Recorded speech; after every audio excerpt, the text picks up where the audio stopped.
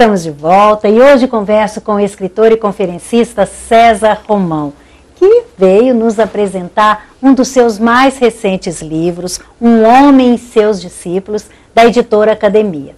Um romance emocionante, com informações preciosas que podem iniciar-lhe numa nova visão de amor e fé. Um livro dedicado às pessoas que têm Jesus no coração. E falando então do Cristo, como você tanto fala, e você exemplifica, conta essas histórias, que grande modelo de liderança que foi o Cristo, não é, César? É o maior líder da nossa história. Certeza. Porque o modelo de liderança dele é seguido pelo maior número de pessoas possíveis. Que é a maior lição que um líder pode deixar. Porque o líder, ele, mais do que ser ouvido, ele precisa ser seguido. E as suas lições precisam ser praticadas e causarem alteração no planeta, Mudanças, no ambiente, nas pessoas. Né? E ele conseguiu isso. Então nós temos aí uma nação hoje, né, que segue a Cristo, e a mensagem vem já há 2000 anos. O Cristo hoje é o tema do maior número de livros, do maior número de pesquisas, como a gente já falou aqui, e com certeza o maior número de seguidores do planeta hoje. Que espetáculo. César, essa capa tem toda uma simbologia. Explique pra gente esse símbolo aqui. Olha, ela tem essa capa foi bem elaborada. A pessoa leu o livro, amou, a pessoa que fez a capa, achou fantástico e tal, e ela foi pegando os símbolos do livro e colocando na capa. Na capa. Né? Então você tem, por exemplo, Maria com Jesus, atrás de Maria você tem ali a grande figura do livro. Isso. E que grande personagem do livro. Que figura especial. Porque o livro começa na Itália por causa de um quadro que é verdadeiro. Pois é. Né? Um quadro Adoração dos Magos, que é um quadro que quando eu vi, eu tenho um pouquinho de experiência pessoal aí, né? Quando eu vi o quadro, eu fiquei fascinado com o quadro e fiquei fascinado com aquele personagem que o livro faz. Aí nasceu o livro. Por isso, então, né, você começou a história assim. E, além disso, o livro tem, por exemplo, algumas simbologias. Tem o escudo com a mensagem do rei Davi, rei Salomão. Tem um esquadro maçônico.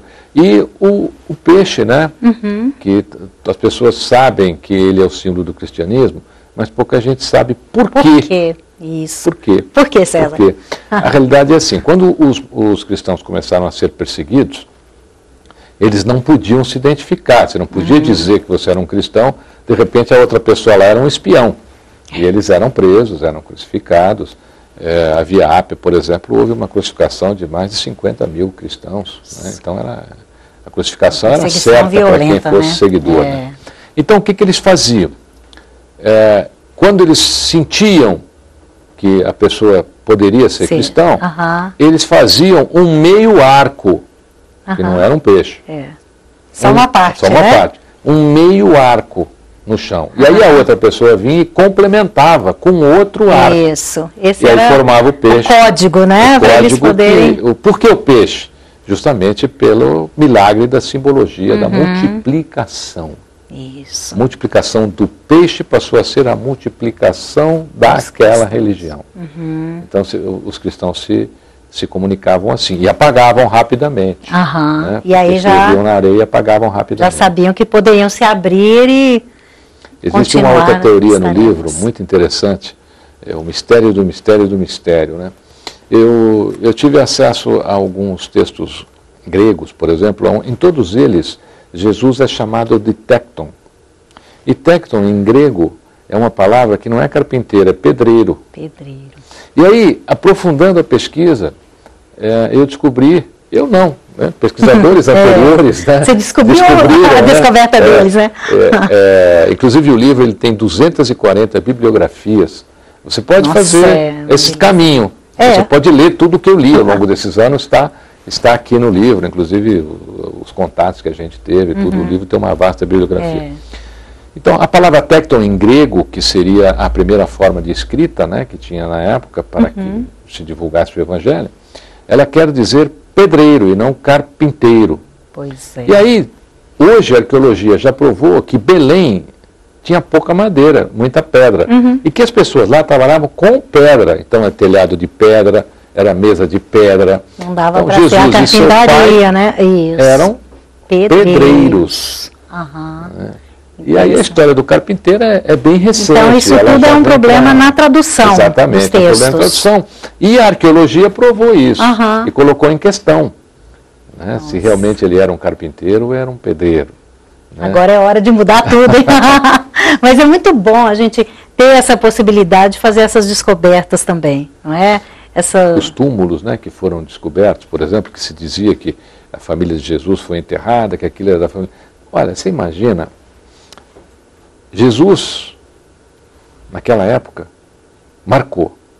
Hoje, um cantor ou um artista de televisão marca, as crianças que nascem naquela geração recebem o nome daquele artista. Você imagina quanta criança recebeu o nome de Jesus? Com certeza. Aí, então, como que você vai ter certeza? Lá Jesus. Né? Então, ao longo da história, né, foram atribuídos de Jesus, né? que descobriram 1000 túmulos de Jesus. Né? Esse é um outro fato interessante, né, que o livro fala sobre a família de Jesus, né, os túmulos que foram descobrindo e foram cultuados, inclusive, como sendo o túmulo de Jesus, inclusive na Índia. Na Índia, o livro também fala sobre isso. Existe um lugar em Kashmir que tem 2 pés numa pedra e eles acreditam que ali seja os 2 pés de Cristo, porque ele andou lá e marcou e tem um túmulo que está escrito Jesus. Será? Né? Pois porque aí a arqueologia explica que foram centenas e milhares e milhões de pessoas que botaram o nome nos seus filhos de Jesus. Era uma forma de homenagear o Cristo. Até hoje. Né? Todos nós conhecemos um Jesus. Sim, Jesus 10 amigos, né? que chamam que põe um acentinho. Mas é verdade, é uma forma de homenagear. E aí confunde todo mundo das nossas gerações, né? Com certeza. César, Cristo tinha irmãos? Olha, ele tinha. Maria tinha. Teve mais filhos. Ele era o mais velho, irmãos, lógico, Cristo. Ele era o mais velho. E é muito interessante isso, porque ele nunca foi ligado na família. Né? Ele era ligado à missão. Então, essa Parece missão, que ele nem era muito entendido na família, né? Era o ET da família, né? Porque ele tinha um compromisso com a missão dele. O compromisso era tanto com a missão, o livro traz o primeiro milagre dele. O primeiro milagre de Cristo, ele ainda o fez com 7 anos de idade. Ele ressuscita um passarinho. Eu lembro disso. Esse foi o primeiro milagre dele. Olha cada coisa bacana que você vai descobrir. Né? Então tem coisas no livro que, são revelações fantásticas, né, sobre o que foi acontecendo. E tudo fruto de pesquisa, quer dizer, é um romance escrito como um romance apenas para você facilitar a sua leitura. Mas o livro é todo baseado em 18 anos de pesquisa. Tanto é que quando ele está na cruz, né, ele diz, mulher, está aí o seu filho. Né? Eu não sou o teu filho. Então, o compromisso dele com a missão é fantástica. Uma das passagens mais fantásticas do livro, e que me emocionou muito para escrever, foi quando ele foi chicoteado. Triste mesmo aquilo. Né? Essa passagem no livro foi espetacular, porque essa parte da pesquisa me emocionou demais. Né? Saber como foi a realidade, porque tudo isso hoje, a tecnologia reconfigurou e trouxe isso para uma grande realidade hoje. E eu trouxe essa realidade para o livro. E o final do livro, né, que é um final fantástico. Você vai aprender também como é que foi a história dele com Verônica, né, do véu de Verônica. Você vai aprender sobre o sudário, como é que pode ter acontecido realmente o sudário. Lança. Né? A lança de Longinos, essa é fantástica. A lança de Longinos. A lança de Longinos, ela ainda hoje você pode vê-la. Dentro das descobertas arqueológicas, aqui está em Viena, provavelmente a lança de Longinos verdadeira. Né? Ela tem uma história interessante, porque quando Hitler, olha como o universo se cruza com as histórias. Né? Quando Hitler chega na guerra, ele ganhou a Cruz de Ferro, porque ele salvou um monte de alemães do gás. Mas ele volta para Viena e vai fazer pequenos serviços em Viena.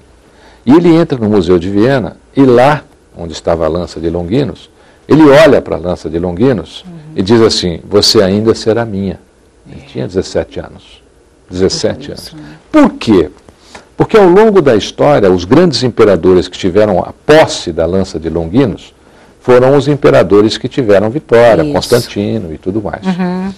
A lança de Longinos ficou em Viena e Hitler, quando começa a sua trágica existência, a primeira coisa que ele faz é invadir Viena e pegar a lança de Longinos.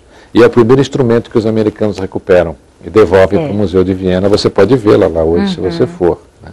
A lança de Longinos é a lança que perfurou, né, a pleura do Cristo. E aí jorrou água. E aí realmente, tem a história da lança, você vai descobrir o que ela fez, né, ao longo da sua existência. E quem foi Longinos? Pois é. E depois que os Estados Unidos pegaram a lança de Hitler, né, dizem que ele suicidou. Os americanos, olha que coisa interessante, Hitler tinha um departamento de esoterismo. Olha. Todo mundo que era esotérico, vidente, tinha algum extrasensorial aí funcionando na sua mente, era capturado e levado para essa central. E lá ele fazia com que essas pessoas trabalhassem em favor dele. E os americanos sabiam que ele estava com a lança e os americanos acreditavam no poder da lança. Então, os americanos fizeram uma missão específica para tomar a lança dele. E, por incrível que pareça, assim que a lança foi tomada, alguns dias depois, Hitler perde a guerra, concretiza-se a derrota e ele comete suicídio. Pois é, se o Hitler tivesse usado tudo isso para o bem, não é? Mas olha que interessante, esse assunto para um outro programa, porque ele achava que usava para o bem. O louco acha que ele está certo. Coisa, né? Ele acredita piamente. O psicopata, Eliana, ele acha que ele está fazendo aquilo para o bem. Ele acredita que aquilo é o bem. Esse é o problema. Coisa, né? Ninguém vai convencê-lo do contrário.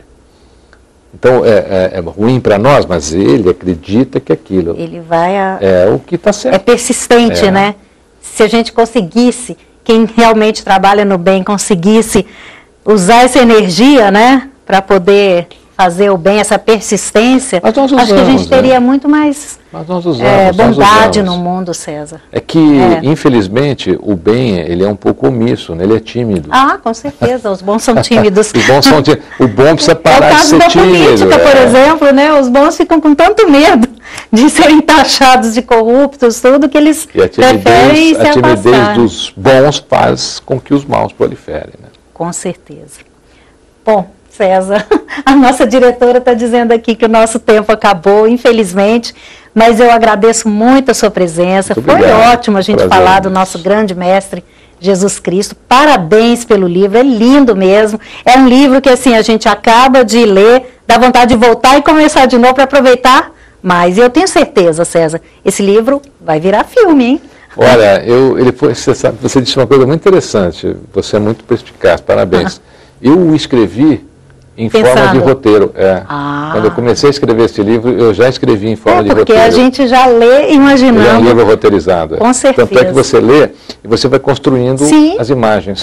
Os cenários, totalmente. Parabéns, obrigado, César. Veremos o filme em breve. Muito obrigada. E para você aprender mais com César Romão, acesse www.cesarromão.com.br. Estamos chegando ao final desse programa e tenho certeza que você terá muito o que pensar depois do que ouviu hoje. Como sempre diz o nosso convidado César Romão, a espiritualidade reside em cada um de nós, embora muitas vezes esteja encoberta pelos compromissos que nos afastam das coisas que realmente valem a pena. Então, por favor, abra um tempo na sua agenda, na sua vida e espiritualize-se mais. E para você continuar se inspirando, assista aos outros programas que já foram ao ar. É só acessar www.tvmundi.com.br e na página do programa Eliana Barbosa e você, clicar em Galeria de Vídeos. Visite também o meu site www.elianabarbosa.com.br. Deixe lá o seu recado, sugestões de temas também para novos programas. Muito obrigada por sua audiência e lembre-se, se somos todos filhos de Deus, temos por herança a divindade dentro de nós. Portanto, deixe sua essência divina se manifestar e deixe o mundo conhecer o que você tem de melhor. Abraços felizes e até o nosso próximo encontro.